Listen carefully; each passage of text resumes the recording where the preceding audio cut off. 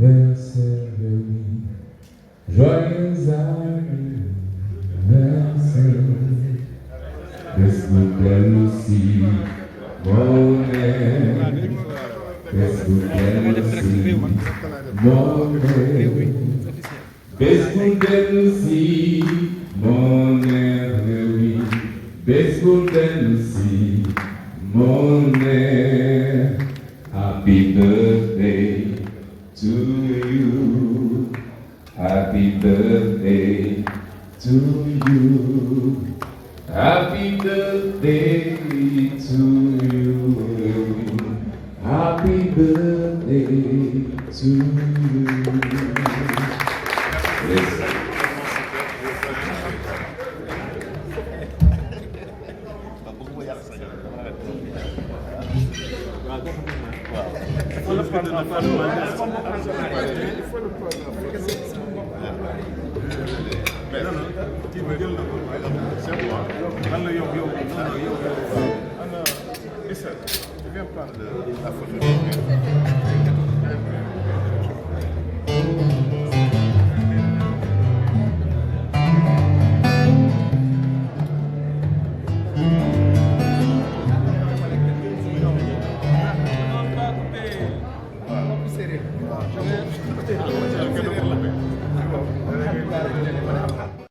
Monsieur le Président Malick Diop, Président du groupe Consulting, Monsieur le Directeur de cabinet du ministre de la Communication et de la Culture, Monsieur le Directeur de la Communication,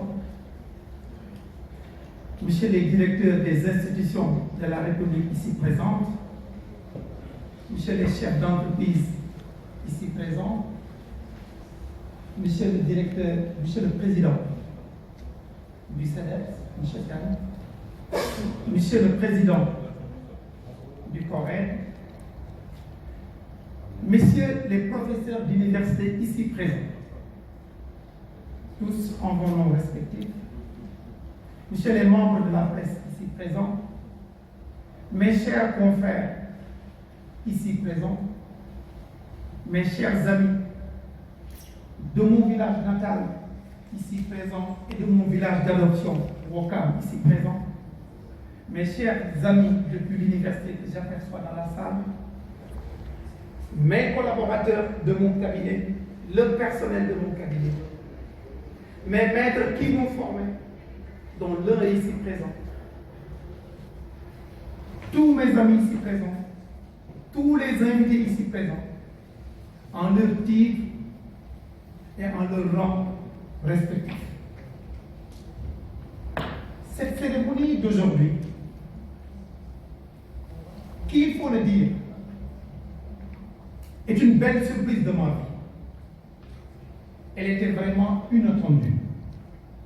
D'abord, je ne connais pas M. Malick Diop, à part de l'apercevoir à la télévision depuis une vingtaine d'années. Je l'ai rencontré pour la première fois le temps passé, après le choix porté sur ma modeste personne. Ma vocation d'avocat ou l'avocature était toujours et est toujours être au service des citoyens, et particulièrement des plus fragiles, des précaires et des plus vulnérables.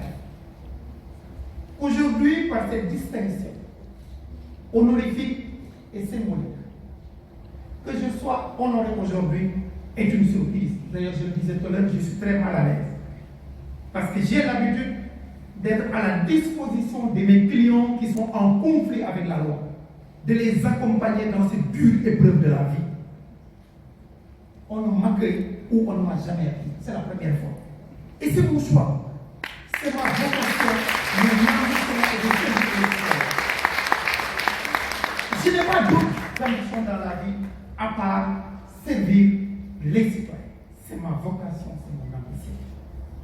Je rends grâce d'abord à Dieu subhanahu wa ta'ala, le maître éternel, le maître absolu de tout, qui a voulu faire de moi un avocat, qui était certes un rêve, même si mon père, un moment, avait insisté pour faire de moi un enseignant dans le cycle universitaire. universitaire.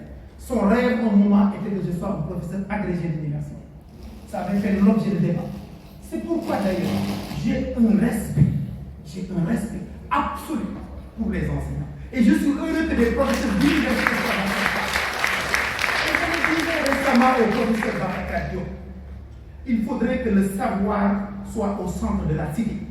Si on veut développer ce pays, il faudrait que le savoir, que l'université soit au centre de toute politique publique. Toute politique publique qui ne prendrait pas en charge le savoir est vouée à l'échec. Et je suis très content de lire hier dans la presse qu'il est envisagé même une rentrée solennelle des universités. Et je l'ai tout fait hier pour mon temps. Parce que nous devons tout au savoir et je dois tout à l'université Cheikh Anta Diop. Je dois tout à l'école publique sénégalaise. Après avoir rendu grâce à Dieu et prié sur son prophète Mohamed, paix et salut sur lui, je rends grâce à mes deux fonds-parents. Ma mère particulièrement. Elle n'a pas eu la chance de me voir, moi et mes frères. Mon jeune frère est là, il est magistrat. Elle n'a pas eu la chance de nous voir grandir, d'être ce que nous sommes. Mais c'est la volonté divine. Et nous l'avons accepté humblement. À travers notre cher moment, nous saluons toutes les femmes qui se battent tous les jours pour la réussite de leur enfant. Et souvent, deux de partout, ne parlent pas de la chance de les avoir. J'ai vécu cela et je m'en remets à la volonté divine.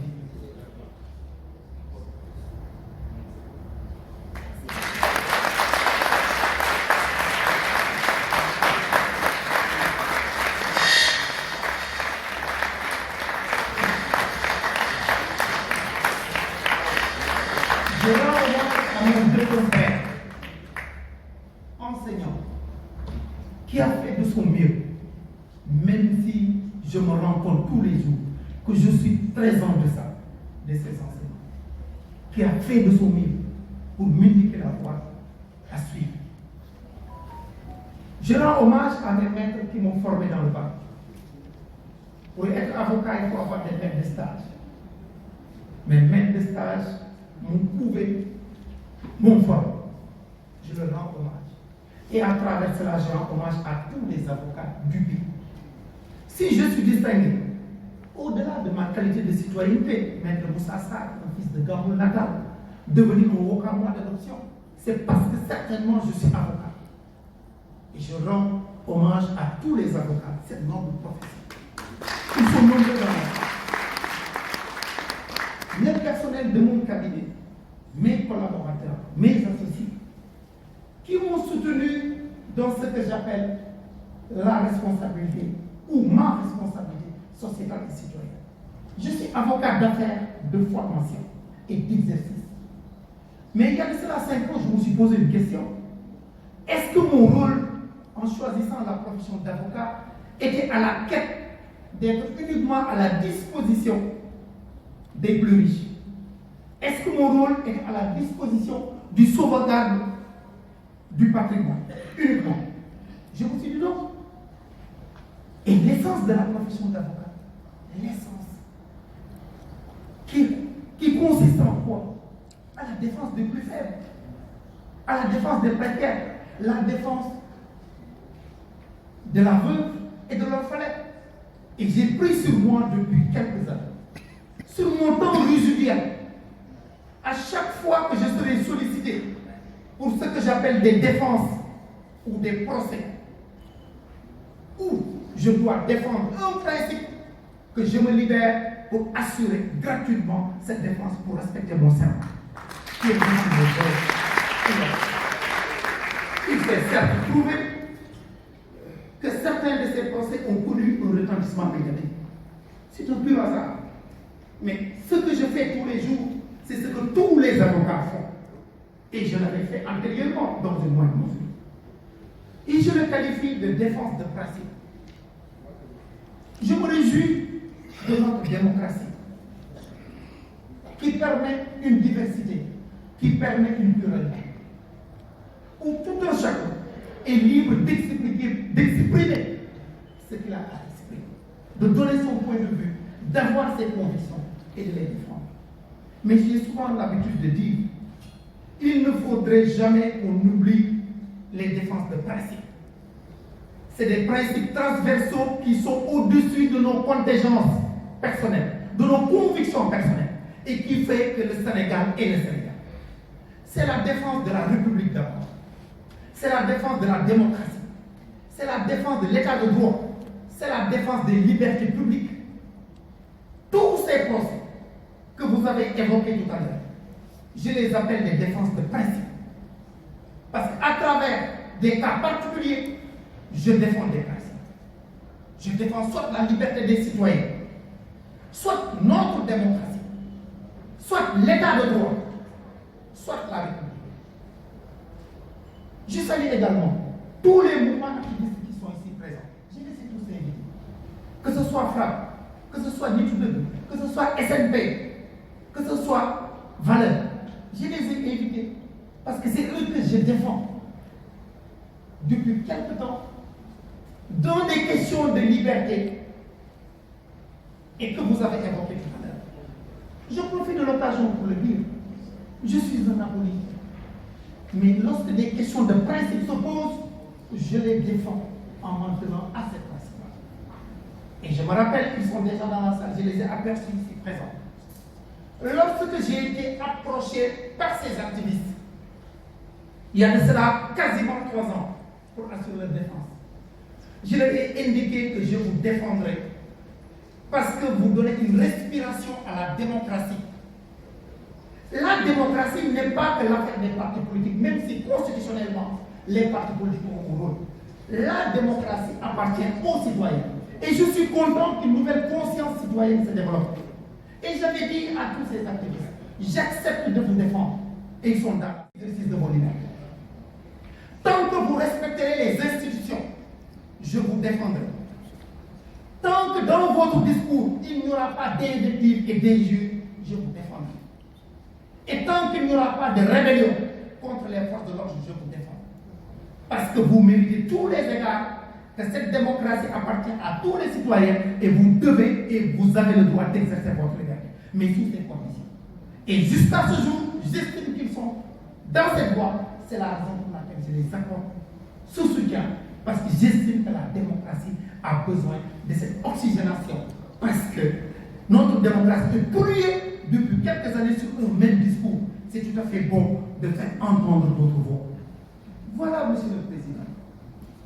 Chers invités, ces défenses de principe qui certainement vous ont conduit à porter votre choix sur ma modeste place. Un choix que je considère même comme un privilège. Des milliers, voire des millions de Sénégalais méritent plus ce choix que moi. Mais tout choix suppose renoncement. Dans les pérégrinations de mes voyages à l'étranger, grâce à ma profession, tous les jours que je fais, j'ai un amour de plus en plus profond pour mon pays. À chaque fois que je sors de mon pays, je me rends compte à quelle chose que nous avons l'opportunité ou la chance d'être des Sénégalais. Malgré les difficultés, malgré les vicissitudes, malgré les contradictions. Il y a quelque chose que je ressens, que tout le monde ressent, que je pourrais même qualifier d'une sorte de génie sénégalais. Il y a une magie sénégalaise. Et ce pays, et dans tous les secteurs, peut mieux faire. Je le sens et j'en suis conscient, et tout le monde est conscient, que chacun, dans son niveau de responsabilité, prenne soin de ce pays. Prenne soin de ce pays. De faire en sorte que notre vivre ensemble, qui fait notre sénégalité, soit sauvegardé dans la diversité, dans nos contradictions. Parce que c'est ça le charme de notre pays. Pour finir, Monsieur le Président, Monsieur le rédacteur, le directeur de publication de Réunis, je souhaite un heureux anniversaire à votre groupe de presse. Il ne peut pas y avoir de démocratie sans liberté de presse, sans pluralisme. Je considère qu'au-delà des critiques, qu'au-delà des difficultés matérielles, nous avons une presse professionnelle et responsable. L'unanimité ne se fait pas de ce monde. Mais continuons à travailler, à accompagner cette presse pour qu'elle soit de plus en plus performante. Monsieur le Président, pour terminer, je souhaite à notre cher pays, pour 2020, une année de paix, une année de cohésion sociale et une année de prospérité. Je vous remercie.